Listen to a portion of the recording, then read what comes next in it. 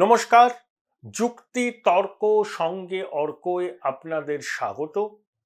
আপনাদের সঙ্গে আমি অর্কপ্রভ সরকার। কলকাতা হাইকোর্টের বিচারপতির পদ থেকে ইস্তফা দিয়ে অভিজিৎ গঙ্গোপাধ্যায় সক্রিয় রাজনীতিতে প্রবেশ করেছেন। ভারতীয় জনতা পার্টির আদর্শে উদ্বুদ্ধ হয়ে তিনি নরেন্দ্র মোদীর একজন সৈনিক হিসাবে কাজ করবেন। 5ই মার্চ সল্টলেকে তার বাসভবনে অভিজিৎ বাবুর সাংবাদিক বৈঠকে আমি উপস্থিত ছিলাম। সাংবাদিক বৈঠকের শেষে নিজের ফ্ল্যাটের ব্যালকনি থেকে তিনি হাত নাড়ালেন, আগুনের পরশমণি ছোঁয়াও প্রাণে গান গাইলেন, উপস্থিত সংবাদ মাধ্যম গাইলেন, বললেন এবার থেকে যখন আসবে সঙ্গে করে একটা গীতবিতান নিয়ে আসবে, আর বললেন শিরদাঁড়াকে খাটের তলায় জমা রাখবেন না। একজন রসিক সহনাগরিক মন্তব্য করেছেন যে অভিজিৎ বাবু যেভাবে তার ফ্ল্যাটের ব্যালকনি থেকে উপস্থিত সংবাদ মাধ্যমের উদ্দেশ্যে হাত নাড়ছিলেন, তাতে নাকি নিজের বাংলো মান্নাতে ব্যালকনিতে শাহরুখ খান যেভাবে জন্মদিনে তার ভক্তকুলকে হাত নেড়ে সম্বোধন করেন তার একটা মিল পাওয়া যাচ্ছিল। রসিকতাও হতে পারে, ব্যঙ্গও হতে পারে, আমি এর মধ্যে ঢুকছি না। কিন্তু একটা জিনিস বলি, there is no denying the fact Abhijit Ganguly has attained some sort of iconic stature. এটাকে অস্বীকার করলে মূর্খামি হবে। কারণ বিশেষ করে নিয়োগ দুর্নীতির মামলায় তার বিবিধ পর্যবেক্ষণ, বিবিধ রায়, সময় বেঁধে দিয়ে কর্তৃপক্ষকে বাধ্য করা আদালতের নির্দেশ মানতে, এসএসসি সার্ভার রুম থেকে যাতে তথ্য লোপাট না হয়ে যায় কেন্দ্রীয় বাহিনী দিয়ে সার্ভার রুম এসএসসির দপ্তর ঘিরে রাখা, প্রাথমিক শিক্ষা পর্ষদের সভাপতি মানিক ভট্টাচার্য মাফ করবেন গৌতম পালকে জরুরি তলব পড়া আসতেই হবে, এবং তার নির্দেশের জন্যই কিন্তু শিক্ষা দপ্তরের কিছু অসাধু কর্তা জেলে, পার্থ জেলে, মানিক জেলে। তাহলে পশ্চিমবঙ্গের মানুষ তার এই ভূমিকাকে চিরকাল মনে রাখবে একজন দুর্নীতির বিরুদ্ধে আপোষহীন যোদ্ধা হিসাবে। এখানে কিছু কিছু প্রশ্ন আছে। সাংবাদিক বৈঠকে তিনি বললেন যে তিনি ধর্ম করেন, পুজো আর্চা করেন, সিপিএম ধর্ম করে না, তাই তিনি সিপিএম এ যোগ দেন। ये बात कुछ हजम नहीं हुआ। দেখুন, ধর্ম হচ্ছে ধৃধাতুযুক্ত অনড় প্রত্যয়, ধর্ম যা মানুষ ধারণ করে। অভিজিৎ বাবু নিশ্চয়ই জানেন মণিকুন্তলা সেনের কথা, তার একটা আত্মজীবনী আছে, আশা করি আপনি পড়েছেন, না পড়লেও ন্যাশনাল বুক এজেন্সিতে পাওয়া যায়। মণিকুন্তলা সেনের একটা সময়ে ভীষণ রকম স্ববিরোধিতার মুখোমুখি পড়তে হয়েছিল, একটা দোলাচলে ভুগছিলেন। কেন? তার মামা ছিলেন একজন একনিষ্ঠ কালী সাধক। মণিকুন্তলা সেনের উপর তার মামার প্রভাব ছিল। কালীর প্রতি টানকে তিনি কোনোদিন অস্বীকার করেননি, কমিউনিস্ট পার্টির সদস্য হওয়ার পরেও। তার কালী ভক্তির সত্তা যেমন ছিল, আবার কমিউনিস্ট পার্টির প্রতি তার আনুগত্যও ছিল। সুভাষদা কি বলতেন আমি নিজে সাক্ষী, তারাপীঠে গিয়ে বললেন জয় তারা, জয় তারা, জয় তারা। কি বলেছিলেন? সবার আগে তিনি ভারতীয়, তারপর হিন্দু, তারপর বাঙালি, তারপর কমিউনিস্ট। ধর্ম ব্যক্তিগত বিষয়, আপনি পুজো আচ্চা টাচ্চা সবই করতে পারেন, তার সঙ্গে কমিউনিস্ট পার্টির কোনো সম্পর্ক নেই।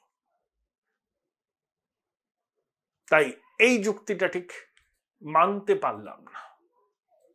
আমার মনে হয় যে অভিজিৎ বাবু সিপিএম এ যাওয়ার কথাও কিন্তু ভেবেছিলেন, তিনি যে ভাবেননি তা নয়, সিপিএম এর নেতাদের সাথে কথাবার্তা বলেছিলেন, কিন্তু যখন দেখলেন যে এই মুহূর্তে সিপিএম এর পক্ষে বড় কিছু রাজনৈতিক লাভ তোলা সম্ভব নয়, তারা ক্ষয়িষ্ণু শক্তি, তাদের পুনরুত্থান হতে গেলে কয়েক দশক লেগে যেতে পারে। অন্যদিকে বিজেপি তাকে অফার দিয়েছে, প্রস্তাব দিয়েছে, শুভেন্দু অধিকারী দিয়েছেন। বিজেপিতে গেলে কেন্দ্রীয় শাসক দল তার সুবিধা হবে, রাজনৈতিকভাবে তিনি নিজেকে প্রতিষ্ঠা করার সুযোগ পাবেন। তিনি কেন্দ্রীয় শীর্ষ নেতৃত্বের সঙ্গে দেখা করেছেন, মোহন ভাগবতের সঙ্গেও দেখা করেছেন। সেখানে তাকে কি প্রতিশ্রুতি দেওয়া হয়েছে আমি জানি না যেহেতু বলবো না, তবে অনেকে বলছেন তাকে নাকি মন্ত্রী করাবে, সব প্রতিশ্রুতি আমি জানি না। তাই সবকিছু ভেবেচিন্তেই তিনি এই সিদ্ধান্তটা নিয়েছেন। সিপিএম ধর্মকে বিশ্বাস করে না, এই যুক্তিটা আমার মনে হলো একটু ছেঁদো যুক্তি।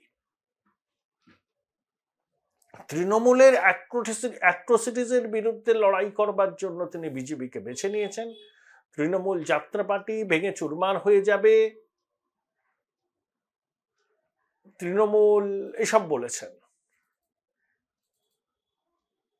কিন্তু আমার প্রশ্ন, আপনি কি 22শে জানুয়ারি 2023 সালটাকে, এই দিনটাকে মনে করেন ভারতবর্ষের সামাজিক ইতিহাসের এক নতুন দিগন্ত সূচিত হলো? আমি বিশ্বাস করি শতবর্ষের সাধনা রাম মন্দির স্থাপনা। আপনি বিশ্বাস করেন?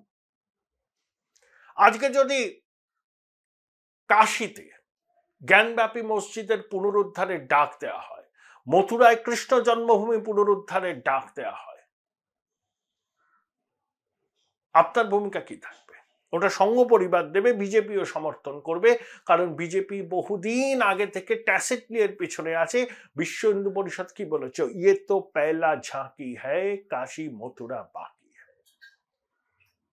আমি গর্বিত হিন্দু, যদি ভগবান শ্রীকৃষ্ণের জন্মভূমি পুনরুদ্ধার হয় আইন আদালতের পথ মেনে দুহাত তুলে সমর্থন করব, উদ্যোগকেও সমর্থন করব, কারণ রাম ঘর পেয়েছেন, মথুরায় কৃষ্ণ অস্থির হয়ে পড়েছে। আপনার ভূমিকা কি হবে অজিত বাবু? শুধু তৃণমূল কংগ্রেসের বিরোধিতা করার জন্য বিজেপিতে গেলেন? মোদিজি যে পরিকাঠামো নির্মাণে অভূতপূর্ব কাজ করছেন সে সম্পর্কে আপনি অবহিত আছেন তো? ইউপিএ সরকারের বিদায় লগ্নে 18 লক্ষ কোটি টাকার পরিকাঠামোগত প্রজেক্ট বটলনেকে আটকে ছিল। সেই পরিকাঠামোর কাজ শুরু হয়েছে, অটল সেতু হলো। 16 সালে উদ্বোধন, 18 সালে টেন্ডার, কোভিডের জন্য বন্ধ ছিল। 2024-এর 12ই জানুয়ারি 21 কিলোমিটারের একটু বেশি দীর্ঘ অটল সেতুর উদ্বোধন হলো। আইল্যান্ড সিটি মুম্বাইয়ের সঙ্গে মেনল্যান্ড মহারাষ্ট্রের কানেক্ট হলো। কাশ্মীরে সর্বোচ্চ সেতুতে রেল চলবে, ভূস্বর্গের সঙ্গে মেনল্যান্ড ইন্ডিয়ার যোগাযোগ হচ্ছে। উত্তর পূর্বে অভূতপূর্ব পরিকাঠামোর উন্নয়ন হচ্ছে। সেগুলো তো বলবেন, এটা তো অ্যাচিভমেন্ট মোদিজি। তার অতি বড় সমালোচকও বলেন যে ফিজিক্যাল ইনফ্রাস্ট্রাকচার তৈরির ক্ষেত্রে প্রধানমন্ত্রী নরেন্দ্র মোদির যে ভূমিকা, তার অতি বড় প্রতিপক্ষও সেটা স্বীকার করে। শুধু তৃণমূল বিরোধিতার জন্য আমি বিজেপিতে গেছি কিরকম কানে লাগলো। রাজমহল পাহাড়ের ওপারে যে ভারতবর্ষ, সেখানে তো তৃণমূলের নাম ও নিশান নেই। আর পৃথিবীর সব থেকে বড় পার্টিতে আপনি যোগদান করেছেন, গর্বিতভাবে যোগদান নিশ্চয়ই করেছেন। তাদের অ্যাচিভমেন্ট সম্পর্কে জানুন, ইন্টিগ্রাল হিউম্যানিজম সম্পর্কে পড়াশোনা করুন, ডাক্তারজির লেখা পড়ুন, 100 বছরে পা দিতে চলেছে সংঘ, তার সম্পর্কে নিশ্চয়ই আপনি জানবেন, হয়তো জানেন। শুধু তৃণমূল বিরোধিতা করার জন্য বিজেপিতে গেছেন, কানে লাগলো। বিজেপির একটা মতাদর্শ আছে, 370 বিলোপ, 35 বিলোপ, 3 তালাক বাতিল, অভিন্ন দেয়ানি বিধি আজ বাদে কাল তারা চালু করবে। এগুলো তাদের দীর্ঘদিনের মতাদর্শগত অবস্থান, সেটা মোদিজির নেতৃত্বে পূরণ হচ্ছে। শুধু তৃণমূল বিরোধিতার জন্য বিজেপি নয়, এলি তেলি গঙ্গা তেলি করতে পারে। অভিজিৎ গঙ্গোপাধ্যায় শুধু তৃণমূল বিরোধিতার জন্য বিজেপি করছেন, এ কথাটা শুনলে কিরকম যেন একটা লাগে, বাধো বাধো লাগে। আমরা যারা রাষ্ট্রবাদী, আমরা যারা নিজেদের গর্বিত হিন্দু বলি, তাদের কাছে কিরকম বাধো বাধো লাগে। আপনি মমতা বন্দ্যোপাধ্যায়কে যোগ্য রাজনীতিক, দক্ষ রাজনীতিক বলেছেন, আমি 100% সমর্থন করি। তৃণমূলকে যাত্রাপাতি বলেছেন, 100% সমর্থন করি। কিন্তু তালপাতাইয়ের সেপাইয়ের নাম এতবার করে বলে তাকে তো আপনি প্রাপ্যের অতিরিক্ত গুরুত্ব দিয়ে দিলেন। তাহলে তালপাতার সেপাইকে রাজনৈতিকভাবে বুঝে নেওয়াই আপনার একমাত্র উদ্দেশ্য। সেই জন্য আদ্যন্ত বাম মনোভাবাপন্ন আপনি গেরুয়া পতাকাটা হাতে তুলেছেন। আবার তালপাতার সেপাইকে তিনি বুঝে নিতে পারেন, গুন্ডা বদমাশ সব ঠান্ডা করে নিতে পারেন। দল যদি চায়, আপনি তালপাতার সেপাইয়ের বিরুদ্ধে প্রতিদ্বন্দ্বিতা করে তাকে গো হারান হারিয়ে দেবেন। আপনি কেন তমলুকে দাঁড়াবেন? ও তো শুভেন্দু অধিকারীর যথেষ্ট পাকার আছে। আপনি একজন দুর্নীতির বিরুদ্ধে ক্রুসেডার, তালপাতার সেপাইকে আপনি কোনো নম্বরই দেন না। তো তালপাতার সেপাইয়ের কেন্দ্রে প্রতিদ্বন্দ্বিতা করুন না। বিজেপির কেন্দ্রীয় নেতৃত্বকে বলুন যে আমি চ্যালেঞ্জ নিচ্ছি, তালপাতার সেপাইকে তার কেন্দ্রে, তার ব্যাস্টিয়নে আমি হারিয়ে দেব। আপনি বলুন, আমরা আপনার এই ভূমিকাকে সমর্থন করবে পশ্চিমবঙ্গের মানুষ।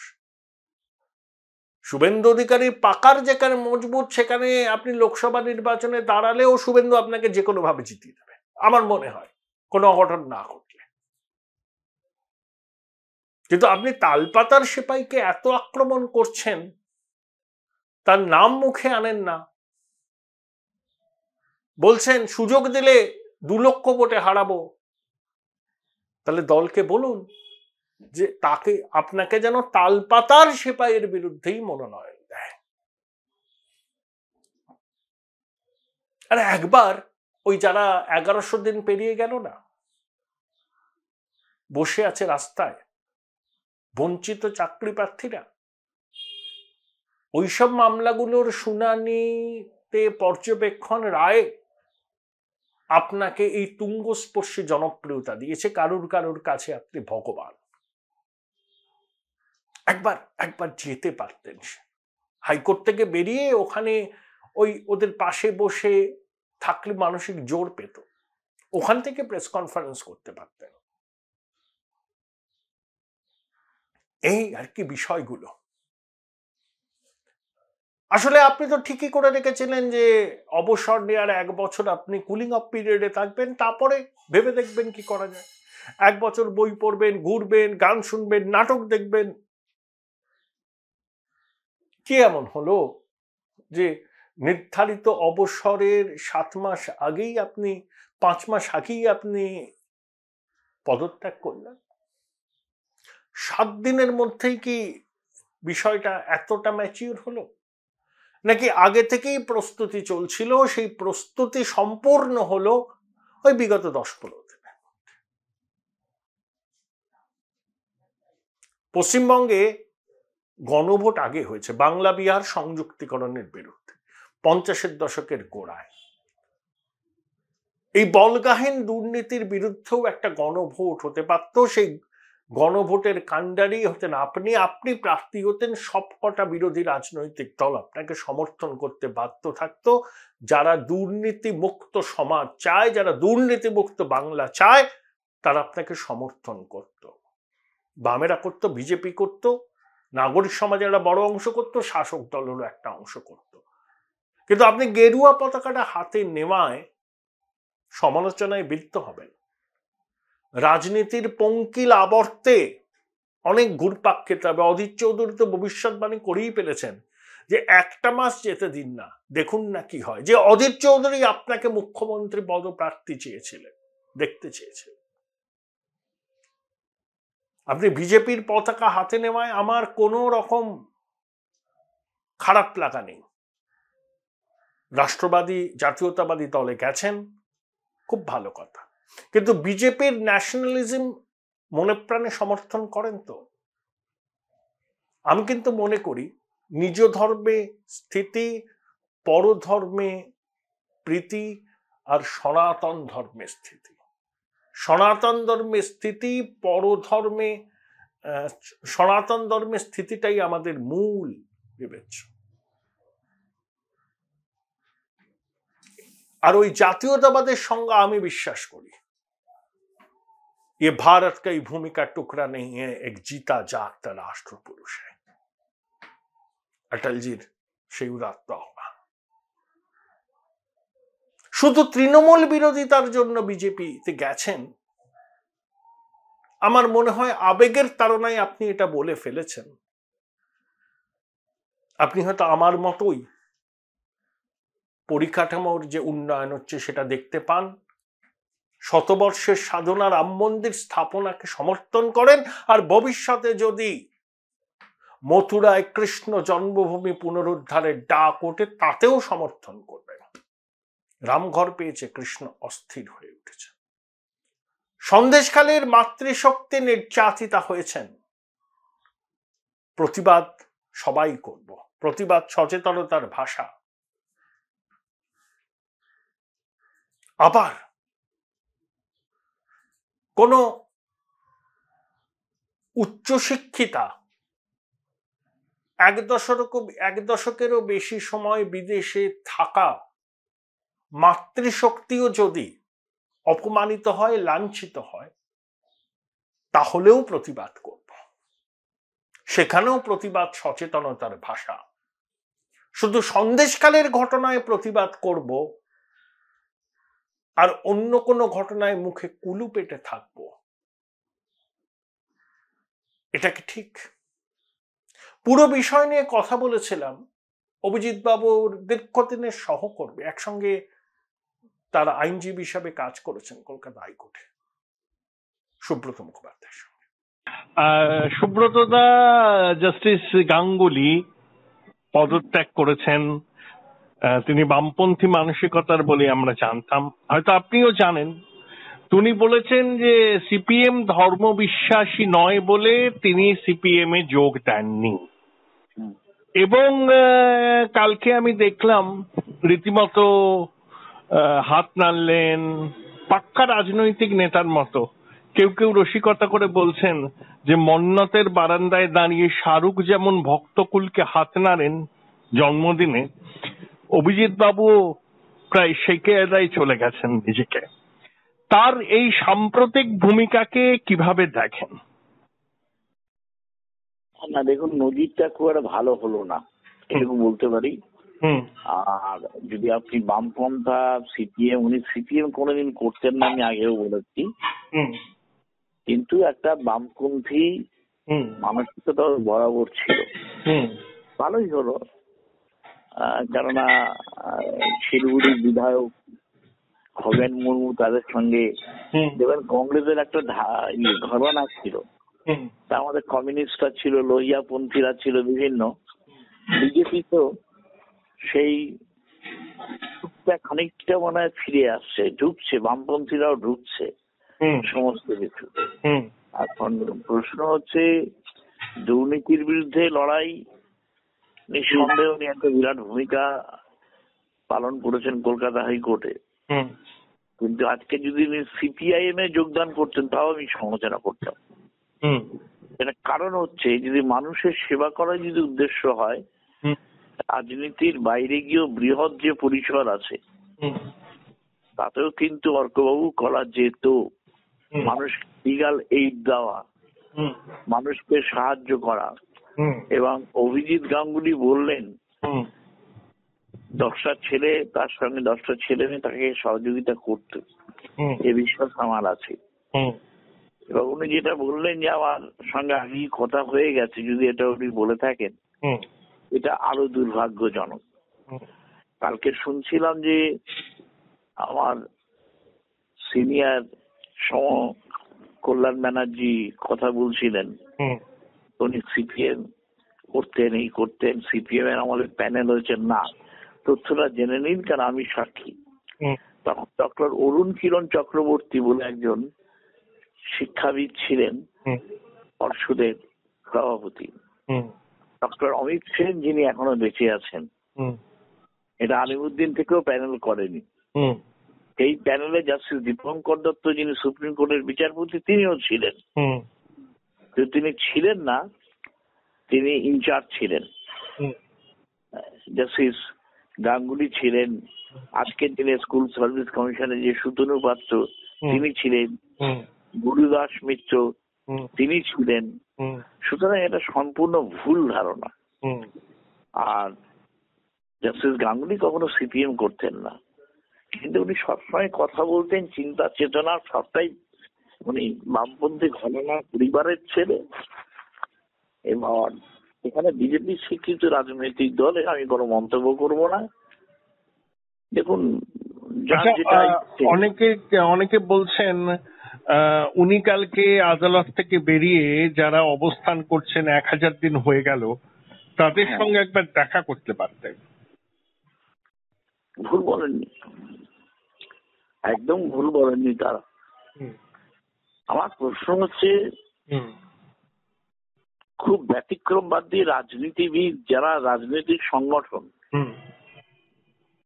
দুর্নীতি সর্বত্র মাকড়সার জালের মতন বিস্তার লাভ করেছে। লড়াইটা যদি দুর্নীতির বিরুদ্ধে হয়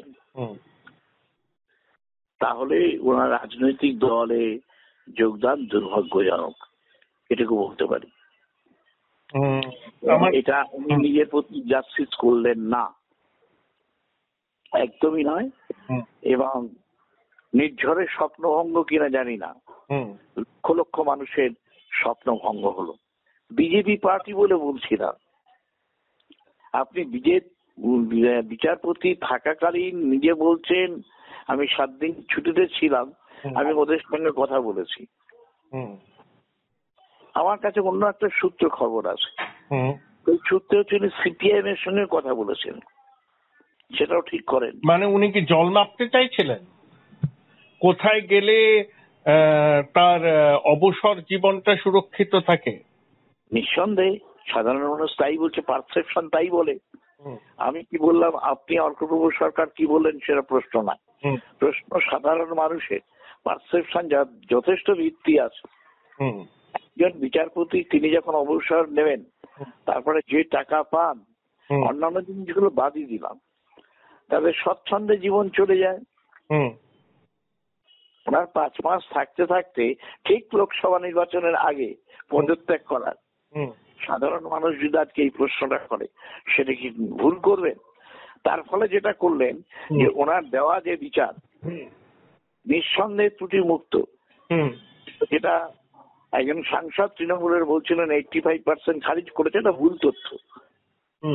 অধিকাংশ ক্ষেত্রেই আফেল করেছে ওনার জাজমেন্ট। কিন্তু আমি সুযোগটা দেব কেন? যারা যে কথা বলার যোগ্য নয় তারা আজকে সেই কথা বলছে, যাদের শিক্ষাগত যোগ্যতার থেকে সমাজে কোটি কোটি টাকা তারা আজকে মালিক, রাজনৈতিক দলের মালিক হয়ে আছেন, তারা যখন বড় বড় কথা বলবেন সেটা শুনতে হচ্ছে, এটা দুর্ভাগ্যজনক। এবং একটা জিনিস কাল ওনার সাংবাদিক বৈঠকে স্পষ্ট হলো বলে আমার মনে হয়, তিনি মমতা বন্দ্যোপাধ্যায়ের রাজনৈতিক ওজনকে শ্রদ্ধা করেন, তাকে যথার্থ রাজনৈতিক নেত্রী বলেন, কিন্তু তার এয়ার অ্যাপারেন্টকে নাম না করে তালপাতার সেপাই বলেন, এবং তার পুরো সিদ্ধান্ত চালিত হয়েছে ওই তালপাতার সেপাইকে রাজনৈতিকভাবে মোকাবিলা করার জন্য। আপনার কি মনে হয়? এটা একটা অজুহাত। হুম হুম একটা গাছ, সেই গাছটা ভালো, গাছের ডালটা খারাপ, হুম এটা হতে পারে না। হুম সাধারণ যুক্তিতে কি বলে? হুম আমি পড়ছিলাম গতকালকে রাত্রেবেলায়, একজন অর্থনীতির অধ্যাপক দিল্লির, তিনি একটা লেখা পাঠিয়েছেন, সুযোগ পেলে আপনাকে পাঠাবো, আপনি পড়বেন, অসাধারণ লেখা। ওতে শুধু কয়লা চুরি, বালু চুরি, শিক্ষা চুরি, বিভিন্ন চুরি বলে নাই, সেটা হচ্ছে আমাদের গ্রস যে রেট, যেটাকে জিপিএস সম্ভবত বলেন, সেটাকে বাড়িয়ে দিয়েছে। তার ফলে হবে কি, ঋণটা বেশি পাওয়া যায়। 1952 সাল থেকে আজ আপনার 2011 অবধি কত কোটি টাকা লোন, আর এই 10 বছর কত কোটি টাকা লোন। আমার আর একটা প্রশ্ন, তাহলে ওনার তো উচিত তমলুকের মতো সেফ সিটে দাঁড়িয়ে শুভেন্দু অধিকারীর সাংগঠনিক দক্ষতাকে ভর করে নির্বাচনে প্রতিদ্বন্দ্বিতা করাচ্ছে, তমলুক অনেকটাই শুভেন্দু থাকার জন্য অনেকটাই সুরক্ষিত বিজেপির পক্ষে, ওনার তো সেই তালপাতার সেপাইয়ের বিরুদ্ধেই লড়াই করাই উচিত, এবং দলকে বলা উচিত যে আমি তালপাতার সেপাইয়ের বিরুদ্ধেই লড়বো।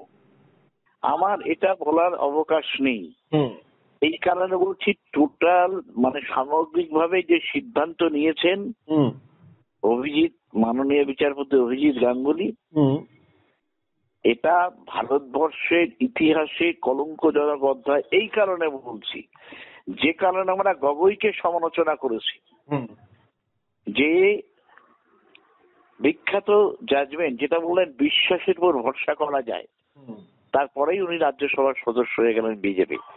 আরো 3টে উদাহরণ আমি আপনাকে দিতে পারি। লোকায়ুত, আজকে যিনি বিলকিস বেগমের মামলায় খালাস করে দিচ্ছিলেন, আপনি খোঁজ নিয়ে দেখেন তাকে বিজেপি কি পদমর্যাদা দিয়েছে। এটা অত্যন্ত দুর্ভাগ্যজনক। বাজে দিক। বিচারপতিরা রাজনীতি করতে পারবেন না আমি সেটা বলছি না, রাজনীতিবিদ থেকে বিচারপতি হয়েছিল জাস্টিস কৃষ্ণায়, যার বিখ্যাত উক্তি যে bail is a rule, jail is an option. Exactly. অনেকদিন বাদে এই কথাটা আপনার মানে শুনলাম, আপনার মুখ থেকে শুনলাম, ভালো লাগলো। আপনি জানেন, অনেকেই জানেন না, জাস্টিস এসপি তালুকদার, শৈলেন্দ্র প্রসাদ তালুকদার, প্রাক্তন বিচারপতি, তিনি এজলাসে বসে বলছেন, যদি আমি রবীন্দ্রনাথকে বলতে পারি, স্মরণ করতে পারি, কেন কার্ল মার্কসকে পারবো না, কেন মাও সেতুংকে পারবো না? তারা তো আর যাই হোক চিন্তাবিদ, ভাবের ঘরে চুরি করেননি, ভাবের ঘরে চুরি করেননি। আজকে উনি যদি বলতেন, আমি জনসেবা, জনস্বার্থে আমি মনে করি ভারতীয় জনতা পার্টি একমাত্র অপশন, আমি নির্বাচনে যাব না, বরঞ্চ আমি ব্যক্তিগত অভিজিৎকে আমি জানতাম, যিনি নির্বাচনে বিশ্বাস করতেন না। এবার যা বোঝার আপনারা বুঝে নিন। আমি এই দায়িত্ব নিয়ে বলছি, ল কলেজের ডিন থেকে ওনাকে আমি চিনি, উনি WBCS অফিসার, রেজিগনেশন দিলেন। কলকাতা কর্পোরেশনের ল অফিসার, রেজিগনেশন দিলেন। তারপরে উনি হচ্ছেন হাইকোর্টের বিচারপতি, রেজিগনেশন দিলেন। রেজিগনেশনটা ওনার একটা পরম্পরা আমি দেখলাম। আমি আবার বলছি, ওনার সময় যে জাজমেন্ট যেগুলো দিয়েছেন ঐতিহাসিক, একটা নতুন ধারা তৈরি করে দিয়ে গেছিলেন জাস্টিস গাঙ্গুলি, এবং কেউ কেউ তাতে যথেষ্ট অনুপ্রাণিত হয়েছিল। কিন্তু শেষ লগ্নে যে কাজটি করলেন, আমি আবার বলছি, পুনরায় একই কথা বলছি, উনি যদি ভারতের কমিউনিস্ট পার্টি মার্ক্সবাদী রাজনীতিতে যুক্ত হতেন, আমি তাও সমালোচনা করতাম। অনেকে বলছেন ওনার মধ্যে একটা প্লেইং টু দ্য গ্যালারি এই প্রবণতাটা নাকি লক্ষ্য করা যাচ্ছিল। দেখুন, আমার হাইট 5 ফুট 3.5 ইঞ্চি। আমি যদি বলি আমি বাস্কেটবল প্লেয়ার হব 6 ফুট, তাহলে হবো না তো? ঠিক সেরকম ভাবেই কে কিরকম, যেটা যে শব্দটা বললেন, আমি ওই ব্যাপারে আমি কোনো মানে আমি একটা খুব মজা করে বলি, আমার বন্ধু মহলে সব প্যারাগ্রাফ ডিল করতে নেই, মানুষ কিন্তু সবাই খেয়াল রাখছে। কোনো কোনো ক্ষেত্রে বিভ্রান্ত হয় মানুষ, কিন্তু যেটা আপনি একটা খুব মূল্যবান কথা বললেন, অনেক ধন্যবাদ সঞ্চালক আপনাকে, সেটা হচ্ছে 1000 দিন ধরে যারা ওখানে বসে অনশন করছেন তাদের জন্য কি বলা যেত না? না, কাল মানে হাইকোর্ট থেকে বেরিয়ে মঙ্গলবার হাইকোর্ট থেকে বেরিয়ে উনি তাদের পাশে একবার গিয়ে সেখানেও সাংবাদিক বৈঠক করতে পারতেন, তারপরে বাড়িতে গিয়েও করতে পারতেন। একবার অন্তত চাঁদ সদাগরের মনসা পুজো করার মতো হলেও ছুঁয়ে যেতে পারতেন। একদম তাই, একদম তাই। আমার প্রশ্ন হচ্ছে, আপনি আইনের মধ্যে থেকে যে রায় দিয়েছেন, ঐতিহাসিক রায়, মানে দুর্নীতি উদ্ঘাটন করেছেন, সবকিছু করেছেন, নিঃসন্দেহে অভিনন্দনযোগ্য, কিন্তু পাশাপাশি ভাবে আপনি আয়নায় অন্যদিকে আপনার নিজের মুখটা দেখুন, এটা আপনার ক্ষেত্রে শোভনীয় নয়। এবং আমি আবার আপনাকে ধন্যবাদ দিচ্ছি যে আইডিয়াটা আপনি দিলেন, এটা আমার মাথায়ও কিন্তু আসেনি, যে উনি রেজিগনেশন দিয়ে বেরিয়ে যেতেন, দিয়ে ওখানে 1000 দিন তাদের সঙ্গে প্রতীকী অবস্থান করতেন, দৃষ্টান্ত হয়ে থাকতো। আমি জানি না অর্কুট বাবু আপনি বিশ্বাস করেন কিনা, এবং কারণ আমি বলছি জানেন যে কলকাতা হাইকোর্টের আরো অনেক সম্মাননীয় বিচারক আছেন এবং যাদের প্রজ্ঞা, সংবিধানের প্রতি দায়বদ্ধতা, আইনের শাসন প্রতিষ্ঠা করার ক্ষেত্রে দৃঢ় সংকল্প মানসিকতা অভিজিৎ বাবুর থেকে 1 ছটাকও কম নয়, কম নয়। তিনি যে রায় বা যে পর্যবেক্ষণের মাধ্যমে সংবাদ মাধ্যমে শিরোনামে এসেছিলেন, সেটা হচ্ছে এই স্কুলে শিক্ষক অশিক্ষক প্রাথমিক নিয়োগের দুর্নীতির শুনানি হচ্ছিল, তার এজলাসে তার রায়, তার পর্যবেক্ষণকে কেন্দ্র করে। তাই অনেকেই বলছেন, এটা শুধু আমার কথা নয়, আমি হয়তো আপনাকে বললাম তাদের মাধ্যমে, যে একবার অন্তত উনি যেতে পারতেন, যারা 1000 দিন না 1100 দিন অতিক্রান্ত করে এখনো বসে রয়েছেন এই গরমকে উপেক্ষা করে। আপনি যেটা বলেছেন একদম সঠিক কথা। তার সঙ্গে ঘোষণা করতে পারতেন যে সমস্ত দুস্থ মানুষ, বঞ্চিত মানুষ আইনি পরিষেবা পায় না, আমি অভিজিৎ গাঙ্গুলি চেয়ারম্যান কোন একটা ট্রাস্ট করলাম, তাতে অনেককে নিলাম, আপনার পছন্দ নিয়ে লোকলেন, তাদের জনসেবা বলতে যেটা বলা হয়, আমি রাজনীতি করব, আমি এমপি হব, অল ইন্ডিয়া শোনা যাচ্ছে যদি এমপি নাও হতে পারেন তাহলে রাজ্যপাল হব, তাহলে জীবনটাকে আপনি অন্য খাতে বইয়ে দিচ্ছেন। কিন্তু আপনার ভাবমূর্তি যেটা তৈরি হয়ে গেছে, সেই জায়গাটায় কি আঘাত করলো না? এবং দেশের মানুষ কি ভাববে? মানুষ সব বোঝে, মানুষ সব বোঝে। At the cost of repetition, অঙ্কবাবু এক মিনিট শুনুন, যে আমার ভারতীয় জনতা পার্টিতে উনি যোগ দিয়েছেন বলে আমার তা নয়। বিচার প্রতি থাকা অবস্থায় সাংবাদিক সম্মেলন করে কোন একটি বিশেষ বৈদ্যুতিক মাধ্যমে সাক্ষাৎকার দেওয়া তাদের সাংবাদিককে, এটা সম্পূর্ণ অনুচিত। এটা আমাদের কনভেনশনাল ল যেটা বলে সেটা পারমিট করে না, এটা একদমই ঠিক নয়। আজকে উনি গগৈ কিন্তু যখন বিচারপতি, এবং আমি বলবো ওই রায় হচ্ছে পক্ষপাত দুষ্ট কেউ যদি বলে, কারণ তারপরেই রাজ্যসভার বিজেপির এমপি হয়ে যায় চিফ জাস্টিস গগৈ, যিনি আসাম থেকে গেছিলেন সুপ্রিম কোর্টে, যিনি বলেছিলেন বিশ্বাসের উপরেই এই জাজমেন্ট যেখানে রাম জন্মেছিলেন। খুব বিতর্কিত কথা, কিন্তু উনিও কিন্তু বিচারপতি থাকাকালীন অবস্থায় উনি কিন্তু সাংবাদিক সম্মেলন করেননি এইভাবে। আরেকটি কথা বলি, না বলে পারছি না, নারদ মামলা দুর্নীতি হয়েছে কি হয়নি, এথিক্স কমিটি হিমঘরে চলে গেছে, এলকে আদবানি চেয়ারম্যান ছিলেন, একটা সভাও হয়নি।